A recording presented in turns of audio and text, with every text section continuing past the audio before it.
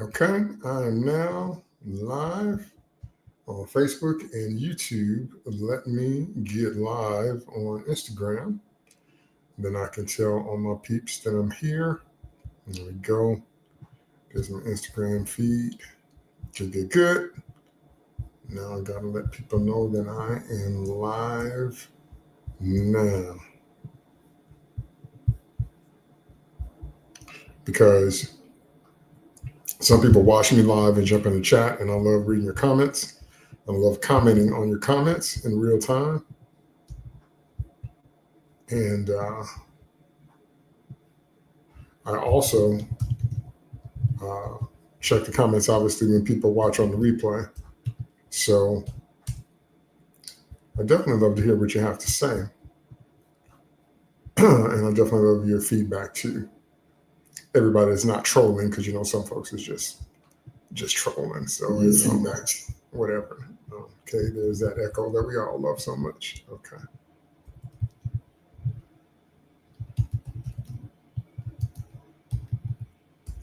So what we're going to do today is something I'm calling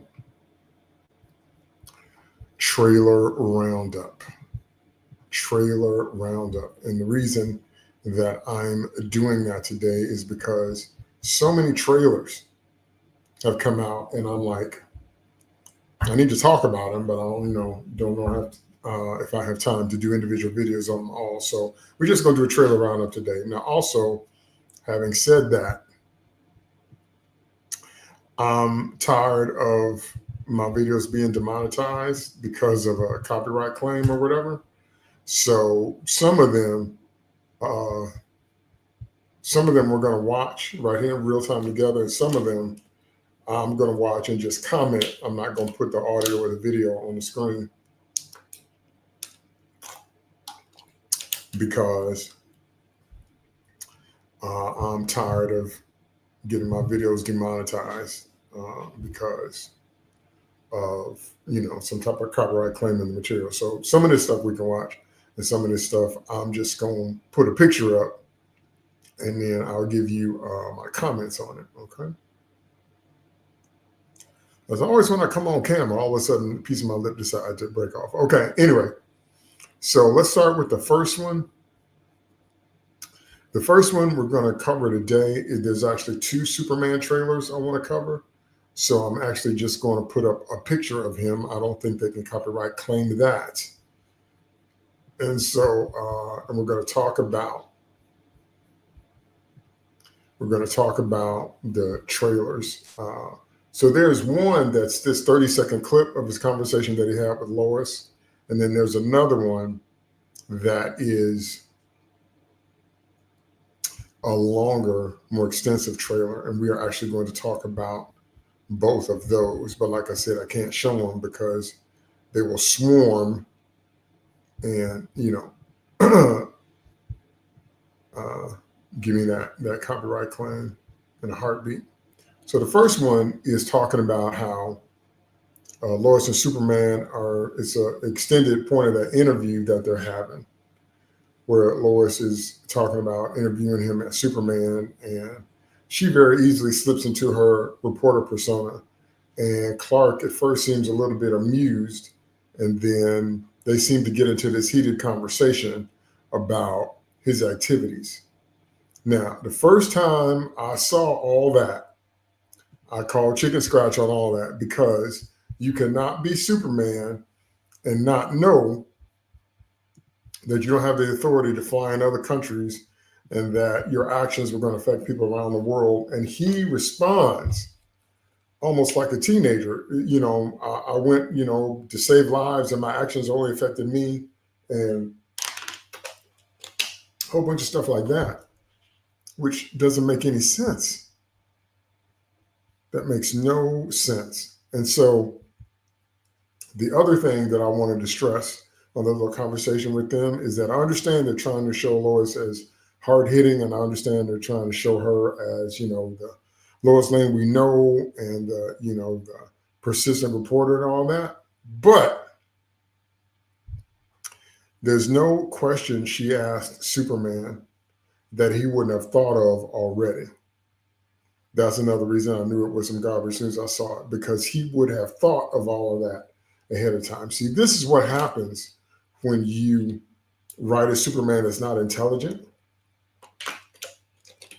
The reason I like the Superman the movie background is because in Superman the movie, you see that Jor-El was actually talking to baby Kal-El on his way to Earth.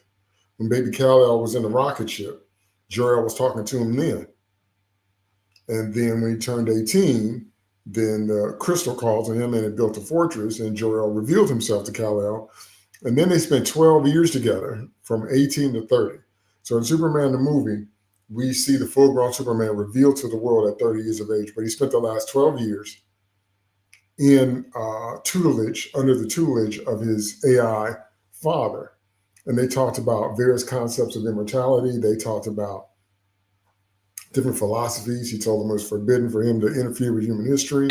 They talked about time travel. They talked about so many different things. So by the time we see Chris Reeve, adult Superman, he's well versed on a variety of topics, just like he tells Luthor that when Luthor was describing his ridiculous plan to blow up the West Coast and remake it, and and make Lutherville, Casa del Lex, Plaza del Lex, Otisburg. Superman said, "There's Kenny. What's up? Good morning." Superman said, "I don't need a geography lesson from you, Luthor." And Luthor was right. "Oh yeah, that's right. You would get around. You see what I mean?"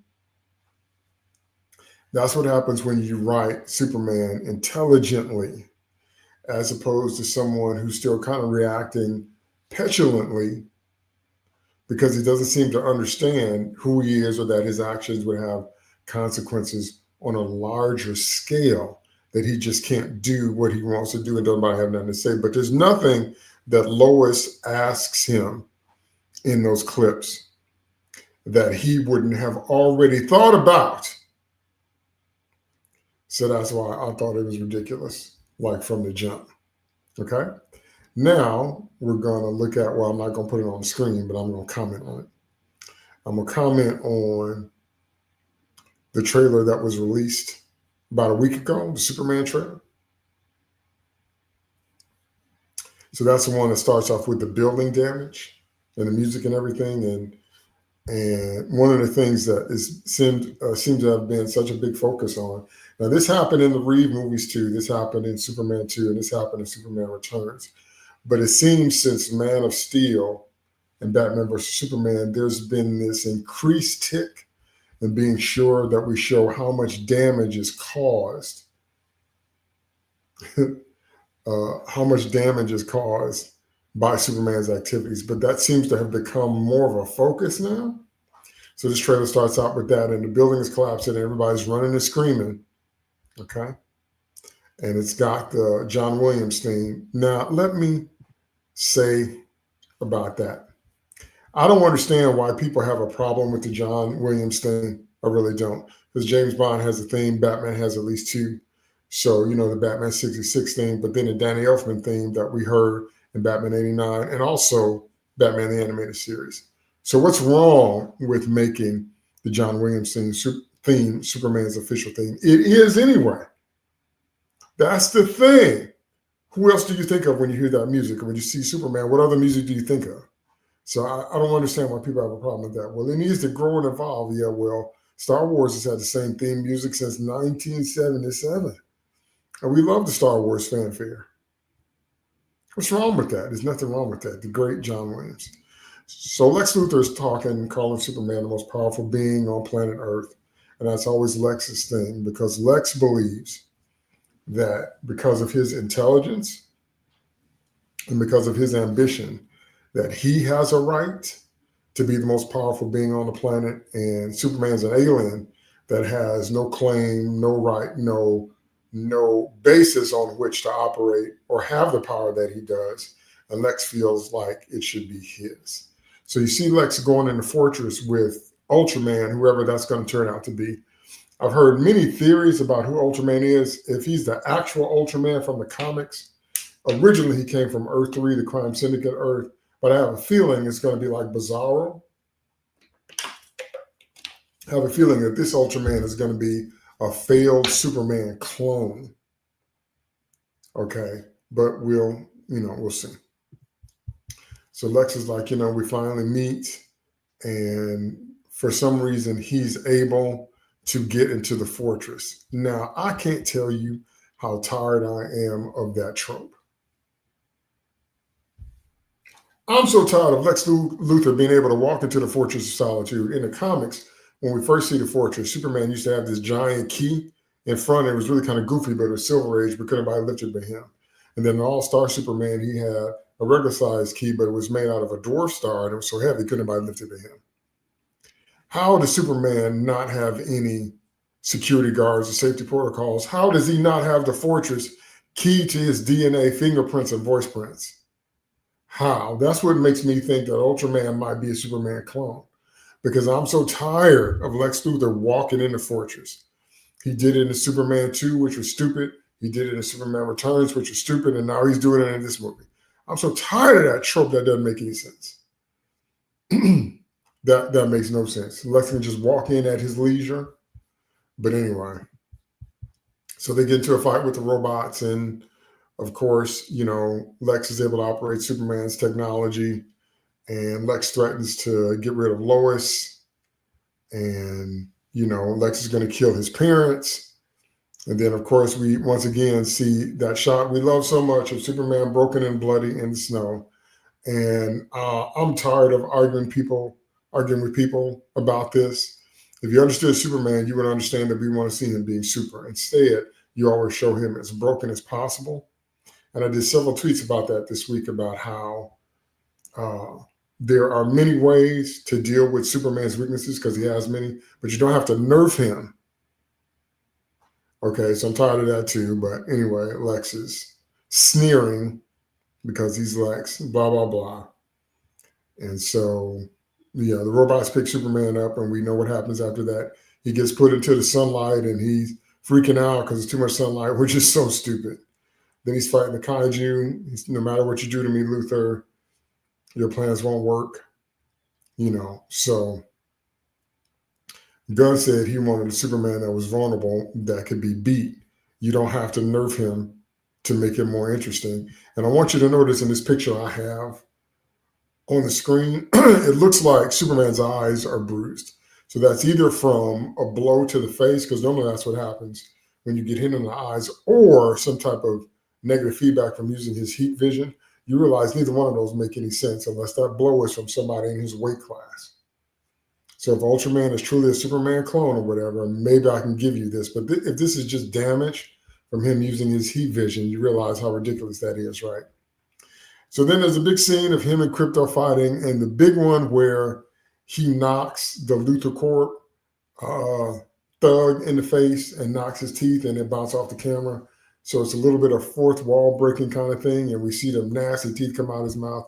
And everybody's like, oh, that's so cool. And I didn't think it was cool. I just thought that was what? That's more of a Deadpool type of scene.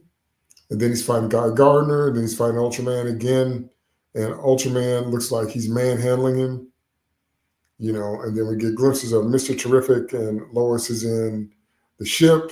And so now what I've been told is that the trailers are purposefully kind of misleading, and that they're purposely kind of just giving you little glimpses because they're hiding the true story.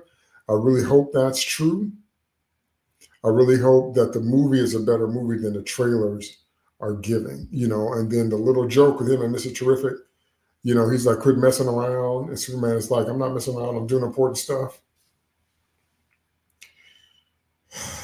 Everything doesn't have to be Marvel humor, and everything doesn't have to be goofy. But anyway, so we got all that coming, and then we see him using his heat vision and around, which is cool, and blah, blah, blah, blah, blah. Hey, buddy, eyes up here. Okay, see it in IMAX, blah, blah, blah, blah, blah. And then he does the super stretchy thing in the trailer where his body is disjointed and he's out of proportion. And I didn't quite understand the point of that either. Like, what was the point of that? But anyway, so I'm saying, as trailers, there's nothing about this stuff that makes me excited to see the movie. There's nothing in it that makes me excited to see the movie. I just, so I'm hoping the movie is better than what we see. So that's the first trailer we're going to talk about. On to the next trailer, which is we're going to look at the Fantastic Four Little Caesars pizza trailer.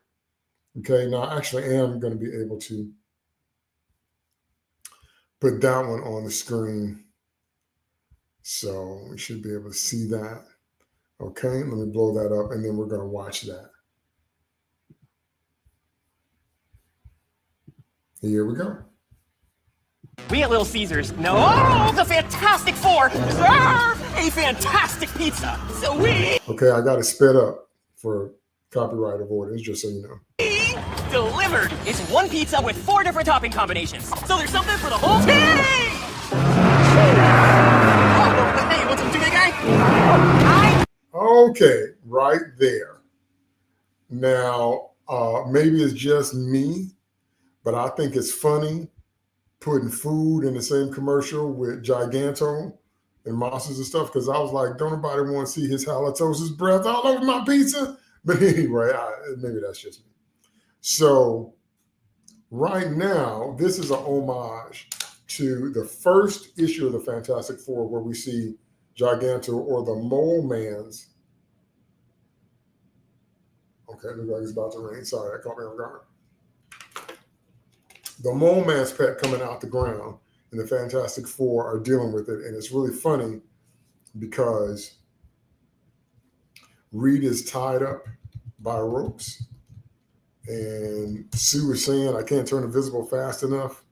So I guess the implication there is that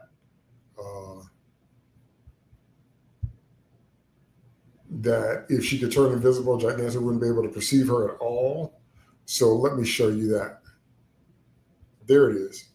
So the Little Caesars pizza commercial is an homage to this. So Torch is like, we just begun to fight, and Ben is like, you two can't do it a long time for the thing to take a hand. Okay. But Reed is sitting up there trying to get out of some ropes. Who shot them ropes at Reed? I've always wondered. Okay, but anyway.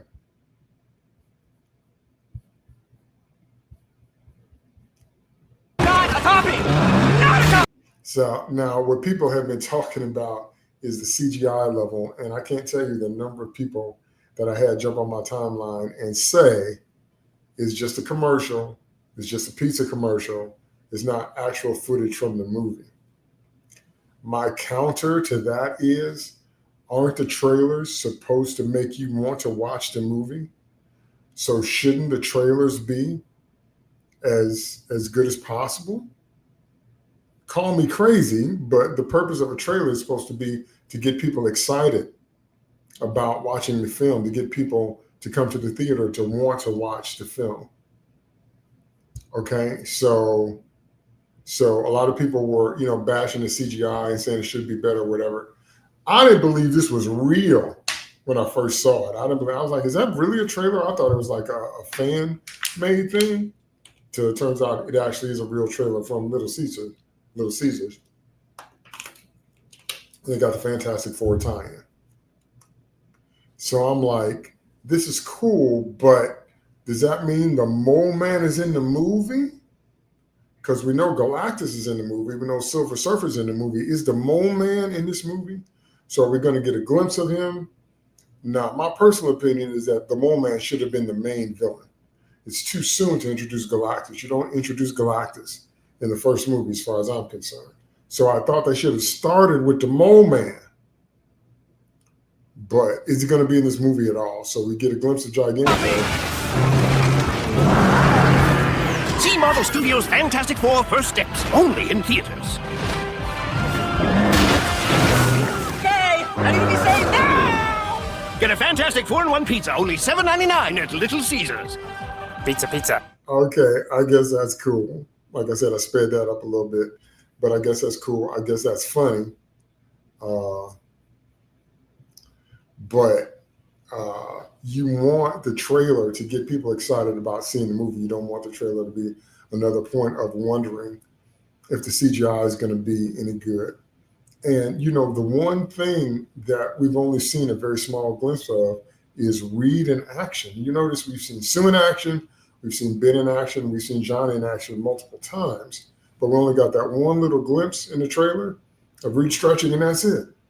How? Why? Why can't we see more Reed? I think we need to see that because he's the leader of the team, so we should see him featured, as far as I'm concerned. But anyway. Okay, now I'm going to save this other one for last. The next one I'm going to do is the Jurassic World Rebirth. Now, this is another one where they are just adamant about giving you copyright claims or whatever. So I'm just going to put a picture on the screen, and I'm going to talk about the trailer. So I wish we could watch it together. I really do, but, you know, it is what it is. So, Dr. Henry Lewis, Zora Bennett, played by Scarlett Johansson, the mission specialist. Now, right off the bat, I don't think, I could be wrong, we haven't seen the movie yet. I don't think that Scarlett Johansson playing this character adds anything to the character. It feels like, just from the preliminary stuff, it feels like a character that could have been played by anyone. Plus, we have already seen this character played by Brie Larson in Kong Skull Island. So if you're going to hire a big name actor, or you're going to hire an actor with any kind of following, my personal view is always that they should be bringing something unique to the role. Like when you hire Samuel L. Jackson, you know, he's going to bring that Samuel L. Jackson energy to all of his roles. When you hire Denzel, you know, he's going to bring that Denzel energy. But just from what I'm seeing in the trailer, you could swap Scarlett out for another actress, and it's the same role. I could be wrong. I hope I'm wrong. But what does she bring that's unique? That what are the Scarlett Johansson tropes and trademarks? And I'm not saying that to completely imply that there aren't any. So tell me in the comments, does Scarlett have any specific trademarks or tropes or things that she does that are unique to her? That when we see Scarlett Johansson, we can expect this, because you know what to expect from other actors, but does she have any of that? I don't know, you know. So once again, the setup is the same. They're going to an island where the dinosaurs is at, and they're going on a boat to be capsized, and they're going with rifles and guns, which never works. I'll give them the first movie a little bit. I don't give them 100% slack on the first movie, because all of that was stupid. You can't bring back this huge carnivorous beast that nature has already eliminated, and you bring them back and you have no way to contain them. And you have, you know, and I know, you know, what's his name messed up the system, but you should have thought that through. You should have had redundancies on top of your redundancies in case something goes wrong and the dinosaurs get out. And then you bring your grandchildren in the midst of that. But after that first movie, they weren't 100% sure what to expect. So I give them 50% slack on that. Everything from the second movie, I got no sympathy for that. Y'all going to the island where dinosaurs at? You already know what's going to happen. They're bigger, stronger, faster, and you don't bring any type of military equipment. You don't bring any kind of tanks that can't be overturned. You don't learn how to do airstrikes. You just put more humans on the ground with rifles, because that works out so well every time. So anyway, so they're going back to the island. She's leaving the mission. She's walking in the cornfields on the island with a excuse me, with a backpack on and a gun. Because they're using the same premise. Now, if you don't know anything about the Alien series, Weyland-Yutani in the comics, they don't really do it in the movies, except for Alien Resurrection. They touch on it a little bit, but the Weyland-Yutani wanted the xenomorphs because of the alien jelly, because it has incredible medicinal properties. So they're using that premise here. They're saying that there's some properties from the dinosaurs that they could use to save lives, and there's some stuff on the island. So it's worth going back there and get it. And it comes from the largest dinosaurs on the planet. So they're going up against those brontosauruses with guns and pterodactyls and all that. And I'm like, Y'all haven't learnt nothing. You haven't learned nothing, and the answer is no, they haven't learned anything. So it's the same cast of characters. I want you to notice that every movie has the same cast of characters. It's like the Jaws movie. They got your Quint character, you got your nerdy, research guy character, you got your sheriff character. Now you have, your hot girl character, and you can tell who the red shirts are because the guy that laughs the most in the trailer is the guy that's going to die the hardest. Count on it. So this is nothing we haven't seen before, going towards Barbados and blah, blah, blah, blah, blah. So he keeps laughing in the trailer. So you're going to die hard. Okay. So they're going back to the old research facility, blah, blah, blah. And they're digging up the old bones and they're trying to get the DNA from these dinosaurs and whatnot. And I'm like, y'all still using the same tactics that got everybody else killed, which is a handful of humans on the ground with rifles. No military grade style tanks or planes or anything that can protect you from these dinosaurs that can outrun you, outfight you, that can fly. So I'm just, and then here come the Raptors. Of course, here come the Raptors. So while they're on the islands, they say the worst of the worst were left here because, of course, they were. And then we got this new ugly dinosaur that looks like basically a troll and a slug mixed with a T-Rex. Excuse me. He kind of looks like Doomsday and the T-Rex had a baby.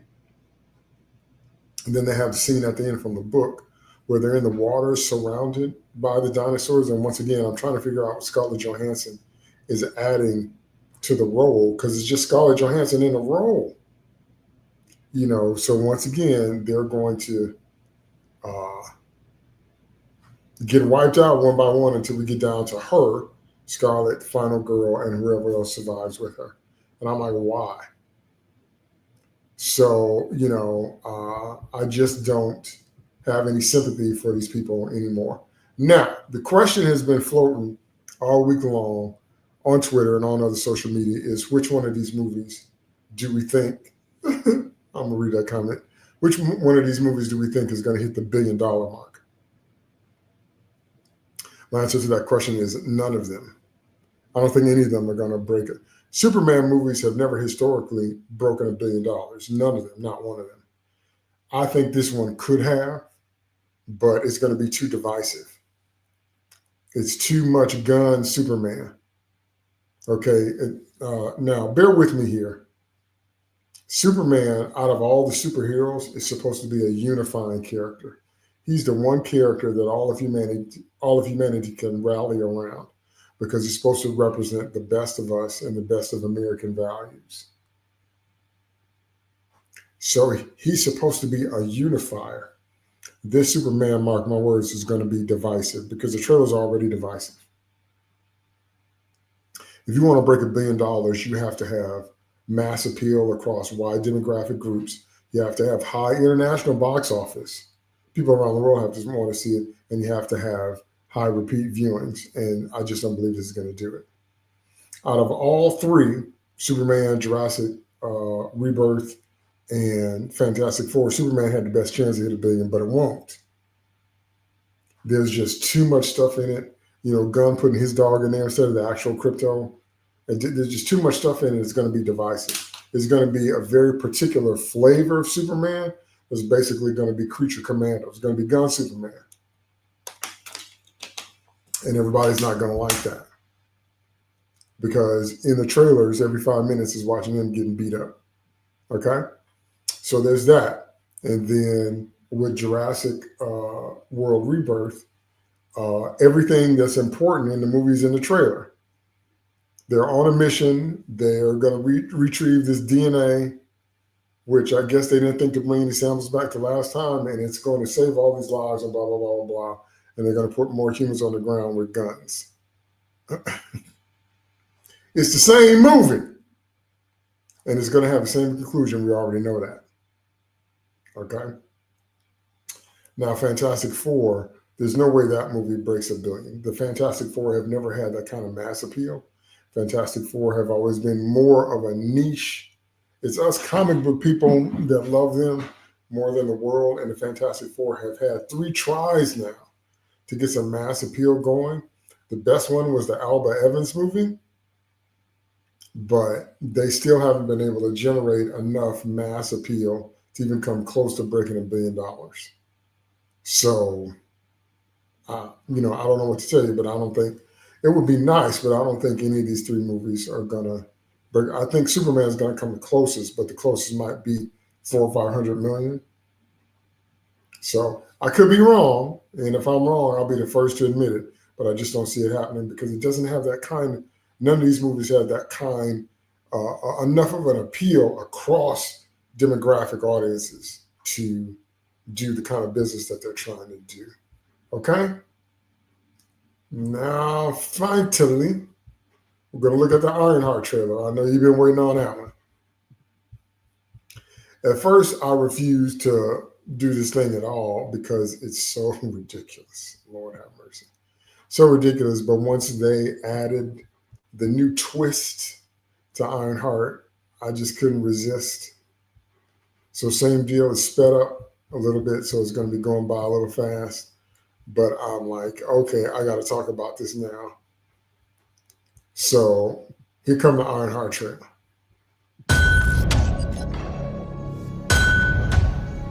My stepdad used to say the best way to know a thing is to take it apart, put it back together. Okay, now I want you to notice how prominently they feature Ryan Coogler's name. And I'm not saying it's wrong or bad, but I'm saying they're trying hard to give this show enough legitimacy to make people watch it.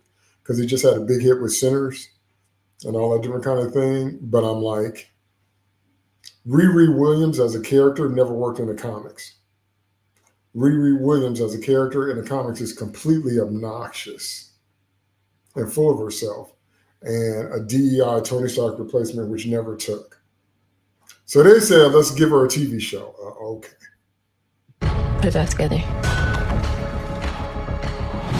Then you can see what it's really made of. Or if you don't know the premise behind IronHeart, the premise behind IronHeart is that she gets a hold of Tony Stark's tech and basically reverse engineers it, or just steals it outright. The idea is that she's smarter than Tony because, he built his first armor in a cave with scraps, and then he had this armor, but he had the money and the technology to do that. She does it just kind of on her own, just by copying his pattern, something to that effect. So she's better than him, which is what they're going to try to do. Now, I had this conversation with somebody on Twitter this week. I'm not understanding why people don't understand that actions have consequences. We have had 10 years of girl bosses, 10 years of girl boss characters, and people are sick of them. Across the board is why Ballerina from John Wick didn't work. 10 years, but you said Ballerina wasn't a girl boss movie. You can't keep doing the same thing for 10 years and think it doesn't create an environment. That just amazes me that people don't seem to understand that. 10 years of Indiana Jones, Star Trek, Star Wars, everything in the MCU has been about, we're going to use the male character as the marquee name to get you to watch the show, but then we're going to do a bait and switch, and the show is really about his female replacement, which is better than him in every way. Every movie and every TV show having to do with sci-fi, fantasy, Lord of the Rings, Wheel of Time, in the last 10 years has followed that pattern. That the males are bumbling and stupid and weak and incompetent, and they have to be saved by the females who are fearless, strong, and brave, and they have no character arc. The female characters are already at the top of their game, so there's no need for growth because they're already perfect in every way. So their arc is everybody realizing by movies in how great the women are, and everybody telling the women that they were right all along. That's their arc. You should take your dad's advice. Break yourself down. See what you're made of. Here goes nothing. If I'm gonna protect people, I gotta start thinking outside the box. Okay, now, if you don't know, there's only 6 episodes and they're dropping them in 2 installments. So I don't know how much more plain they can make it that they're just trying to get this over with. So they're going to drop 3 one week and then they're going to drop the other 3 next week and then that's it because they know this is DOA. I've been wanting to say this for a long time, so I'm going to say it here. Even women don't like the girl bosses. That just amazes me. If they're trying to say,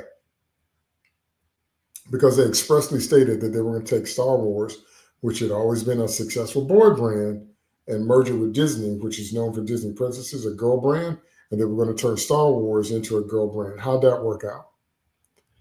So if their goal was to uplift women or show strong women or show better characters or show how women are better than men in every way or show whatever they wanted to show, wouldn't the support have been there from women to make these things successful? And none of them have been successful, from the Kamala Khan TV show to the Marvels, the lowest grossing Marvel movie, Captain Marvel, Monica Rambeau, Ms. Marvel, Kamala Khan. If this is about uplifting women and if this is what women want, why aren't the women showing up? And that's what I'm trying to tell you. Everybody's sick of the girl boss trope. Everybody. And so I had somebody arguing with me this week about how you haven't seen the movie yet. And I'm like, we didn't have 10 years of them girl bossing doing a bait and switch. You think that's not going to have an impact on people? Ballerina from the John Wick franchise is the best, most recent example that people are no longer willing to give a movie a chance with a female lead because the chances are it's going to be girl bossing, and people are tired of that. But what amazes me the most is that the people that they claim it was for don't even want to see that no more. So in this trailer, she jumps from, opening up yourself, find out what you're made of, to if I'm going to be helping people. So what's her motivation? We know that Tony's motivation was that he got hurt. He got the shrapnel in his heart. He had to build his suit as a way to, get his magnetic chest plate and get the shrapnel out of his heart. But he realized in that experience the damage his weapons business had done around the world. That's why he changed. What is this girl's motivation? She's going from what to what? Can't figure. At the box.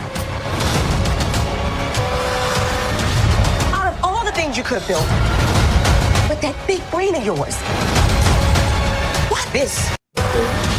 Out of all the things you could have built. Okay, that went by kind of fast. Now, we found out this was added this week. Now, pay attention. They're going to have RiRi Williams use dark magic to power her armor. And they were already saying that she might be a rival for Dr. Doom. And I'm saying to myself, what? Like, you would know a comic book if it hit you upside the head. What could be that, a comic book? Yeah. You got the nerve to put RiRi Williams and Dr. Doom in the same sentence. Just stop talking. So this is getting more and more ridiculous, and she's becoming more and more overpowered to try to drum up interest in this. And it's not working. It's never going to work because people don't care about this character. There's nothing you can do to make people like or care about RiRi Williams. And we still don't see her motivation from this trailer. We just see events. With that big brain of yours. Why this? Because I have to. Might be a hero in there after all.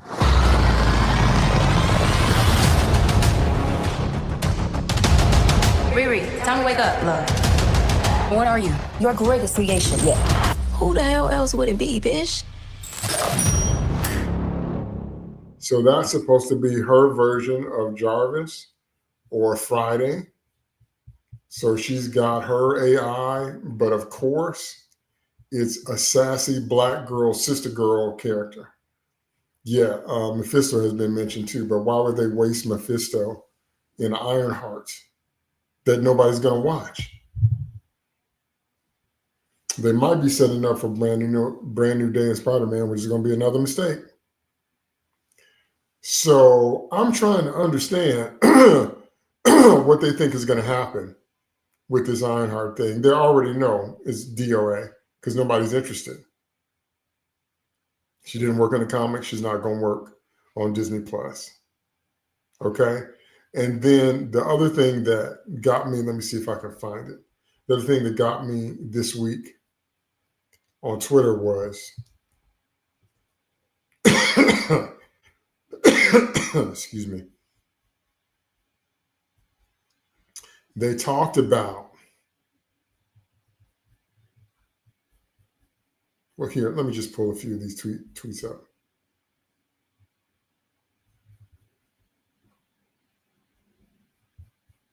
So they're going to have a drag queen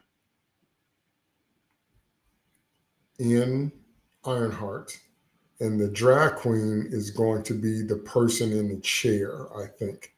They're going to be a hacker that helps Ironheart get her intel for what she's doing. So they're doing that now. Okay. And then Verbal Riot says, okay, women engaged, you failed the Marvels, you failed the Acolyte, you failed Snow White, you failed She-Hulk, you failed Elko. Here's your chance to show up for a show that Disney clearly made just for you and finally stick it to us chuds. I could not have said that any more perfectly. This is the point I was trying to make. They didn't show up for the Marvels movie. They didn't show up for the Acolyte. They didn't show up for Snow White. Show didn't show up for She-Hulk and didn't show up for Echo. Who's this audience that they keep courting? They're courting an audience that doesn't exist, or they're not large enough to support this stuff. Let me see. It doesn't look like I bookmarked it. Okay. So what they said this week on Twitter were, here were all the shows you had to watch before Ironheart. Okay, I guess I'm going to have to pull it up on my profile because I can't find it. But I know I talked about it. Feige just said he realized that the MCU has become so unwieldy and so troublesome that preparing to watch stuff is like watching homework. Like, if you don't watch all this other content, you won't understand what's going on.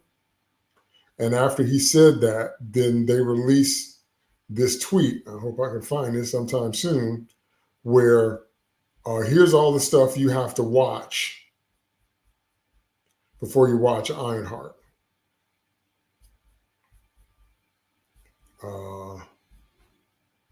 Lord have mercy. I know I talked about it. So, of course, I can't find it when I need it. But anyway, so, they talked about watching. Here it is. Finally. Okay. So homework, that thing they said they were moving away from. So look at what they say you need to watch. Iron Man, Doctor Strange, Black Panther, Wakanda Forever. That's at a minimum. They actually also released the full list. So look at all this. Every MCU movie and TV show to watch for Ironheart. Iron Man 2, Iron Man 3, Doctor Strange, Multiverse of Madness, Black Panther, Wakanda Forever. What if? Anybody got time for all that? Anybody got time to do all that? So this thing is going to be the biggest crash and burn we've seen in a while. So I don't know, like I said, who they think this is for, but hasn't been working at all. It's not going to work now. Okay, let me go through some of your comments. Okay, it's me and Kenny. That's cool. Okay. So on the Superman trailer, on the fortress, humans even finding it and getting there is stupid. Truly, that's right. That's right. Even finding the Fortress of Solitude is supposed to be in a remote location in the Arctic, and it's supposed to be harsh weather. And even finding how come Superman doesn't have holographic deflectors? How come Superman doesn't have cloaking tech? How come Superman doesn't? Now, it does look like in the trailer that the fortress comes up out of the ground, but Lex still gets in. How? How? How would he get in? Even Crypto can get in. Okay, I'll give him that, but humans finding it and accessing and getting there is ridiculous and stupid. That's right. Now, on the fourth wall, having fast news spheres follow action would make more sense. So if Mr. Terrific has news spheres going, and that's what gives us the up close shots of that man getting his teeth knocked out. But also, if Superman punched you in the mouth, it would knock your teeth out. It would take your head off. A regular human can't survive a punch from the Man of Steel. See, Superman's world made of cardboard speech in Justice League Unlimited is the most perfect speech about what it's like to be him. Superman would have to develop extreme amounts of self-control because he's so powerful. And so Superman just kind of hauling off and whacking somebody, just kooka, would kill them. It would take their head off. It wouldn't just knock the teeth out your mouth. That's a regular punch from a regular person. It's not a Superman punch, which proves my point about how ridiculously nerfed and underpowered he is in this movie. Okay. Love the pizza trailer. Thought it was part of the actual movie. Hope we do have a montage of the fights with some classic monsters and villains. I guess. I'm not saying that's wrong or bad, but I'm saying we already know they flee this world. So this is just like when Gunn announced there were 3 more Snyderverse films to be released, but Gunn announced that he was going to do a total reboot. So when he told the world that, which you shouldn't have done, that meant that those Snyderverse films didn't matter. Black Adam didn't matter. Aquaman 2 didn't matter. Shazam! Fear the Gods didn't matter because the DCU was going to be rebooted. So since we already know that this Fantastic Four Earth is not our Earth, and since we already know, spoiler alert, in the Thunderbolts post-credit scene, the FF shows up, we already know they flee their world. So either they lose and Galactus eats it, or some leaks have said Silver Surfer, Sue talks Silver Surfer into turning on Galactus, but the weapon she uses destroys him and all life in that universe.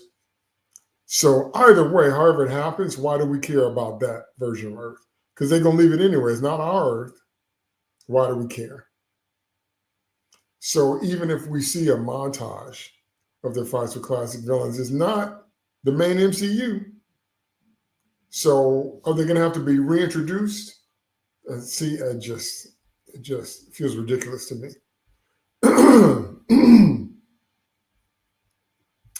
That kind of homage is what I do want to agree with Mo Man. I wanted to say 60s a while before going multiverse. That would have been cool if it was our 60s. But it's a combination of our 60s and the Jetsons. It's retro future. So it's not really anything. That's the thing. Well, Scarlett, I plead the fifth. I'm just trying to I'm just saying. I'm not saying she doesn't have any. I'm just saying I'm trying to think of what they are. What are the signature ticks, the trademark phrases, the slogans, the looks? You know, Tom Cruise, in every movie he's in, you know he's going to have a running scene, and you know he's going to have an intense, because Tom Cruise does everything at 1,000%. You know that. You know, Samuel Jackson is going to go off. If he's in a movie, we're going to have at least one scene of Samuel L. Jackson going off on somebody, because that's what he does. Okay? You just know this about established actors. What is it with Scarlett? Is it just her beauty? Is it just her looks? Is that it? What does she bring as an actor that's unique? Why come you couldn't put another blonde in there and it's the same role? I'm not trying to bash her. I'm legitimately asking the question. Okay?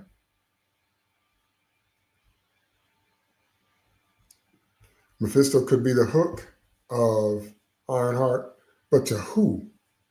To comic fans, maybe? You know? Like I guess, you know, if you pitch him as Marvel's version of the devil, maybe that would appeal to normies, maybe it won't. But introducing him in this fashion is not going to have the effect they want because it's with a character we don't care about.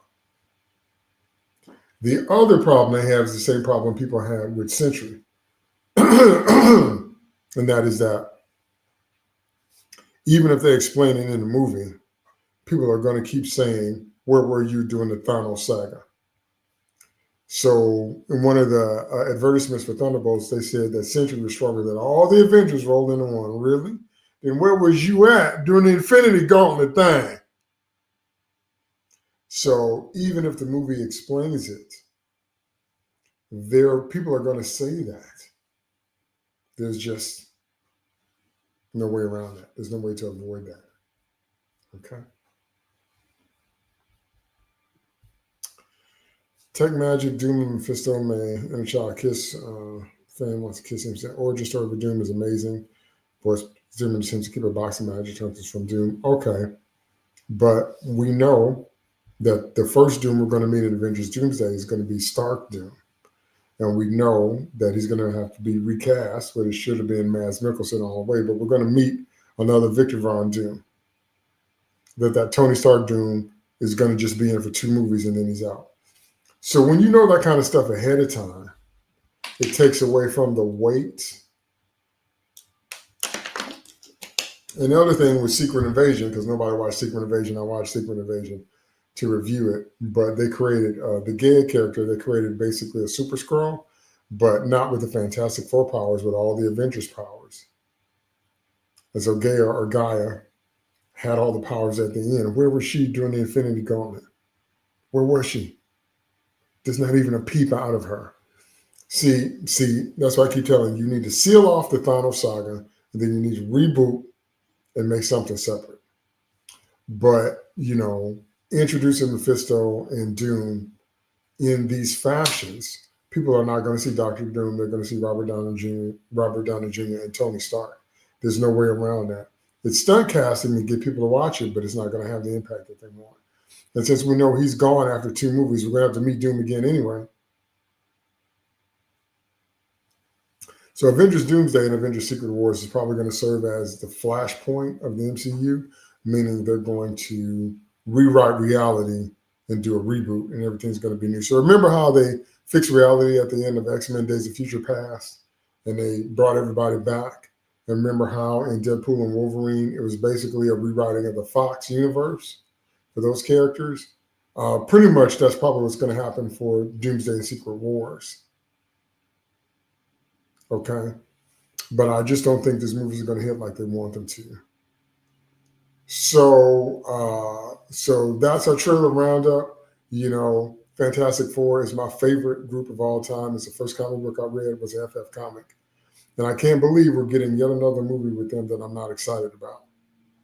But I'm not. So I'm going to see it for review and discussion purposes, but that's a shame. And I'm not excited about seeing Superman because I already don't like everything Gunn is doing with it. So like I said, I'm really hoping that there's a better movie hidden that we haven't seen yet. With Jurassic World Rebirth, what beat are they going to hit in the movie that we haven't already seen? Expedition to the island, greedy corporations, humans with not enough firepower, dinosaurs we haven't seen before, everybody crunch and munch until we get down to the final girl. What beat are they going to hit in the movie we haven't already seen? Hope they introduce both Dooms, Tony Stark and Victor Von, then see the split. So when it goes back to Victor, it's not a shock. Now that's cool. That would be actually something cool to see, except I don't have that much confidence in them thinking that way. That would make sense if we see that, but I don't give them enough credit to think about it like that.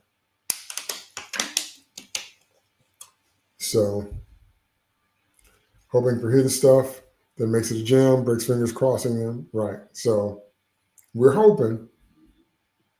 The glimpses we've seen of Superman already are, basically him as Superboy at best. He's not mature. And the premise of this movie is that he's been Superman for a while and there's all these other heroes, which doesn't make any sense. So once again, when you don't understand Superman, you don't understand that he's the inspiration for all the rest of the heroes. This one isn't. So like I said, I'm not really looking forward to any of this.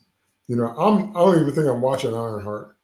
I'm probably just going to watch video reviews about it from some of the other YouTubers I watch, because why? Well, I can't see myself doing anything with IronHeart but rolling my eyes continually. And I'm like, ugh. Okay. So that's the trailer roundup. So thanks everybody that watched me live. Leave me some comments. Kenny says, no confidence. All right. I just don't have any confidence. You know, they really want this to be a blockbuster summer, but I don't think it's going to be, because I don't think any of these movies or this TV show has the mass appeal that's needed. Until they purge all superhero content and all sci-fi and fantasy content of the girl boss trope, and they have to purge it, and it's got to stay gone for a while because nobody believes it now. There's no way. There's no way things are coming back. So leave me some comments below. Thanks to everybody that left me your comments live. Let me know what you think about all this. Let me know which trailer was your favorite. I know we couldn't watch those two, but like I said, you know, copyright claims. Are there any of these three movies and this TV show that you are actually looking forward to? Let me know about that. Okay. I will see you same time next week for my next weekly live comics chat. DT2 Comics Chat out.